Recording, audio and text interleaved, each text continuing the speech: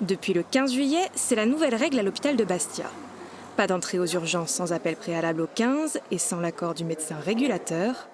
Un passage obligé et contrôlé dès l'arrivée par des aides-soignantes, formées à l'orientation des patients.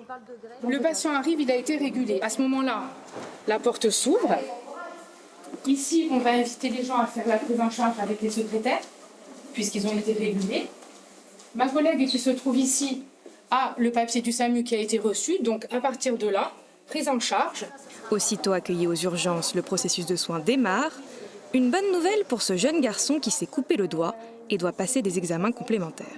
On avait peur d'attendre longtemps, même pour lui c'est stressant. Donc là, le fait d'être orienté, on sait qu'on va être reçu là tout de suite.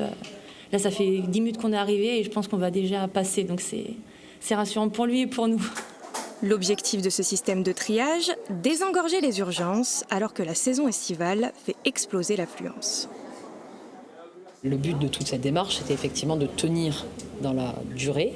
Ça va pas révolutionner le système, c'est juste faire tenir les équipes le plus longtemps possible en ayant un minimum de repos pour pouvoir continuer à soigner et garder le système ouvert aussi longtemps que possible. Une équipe qui arrive fatiguée sur une période aussi dure que la période estivale avec un afflux de travail, il est évident qu'à terme, on majore le risque que des médecins soient en burn-out, soient fatigués, soient en arrêt, décident même de changer de carrière.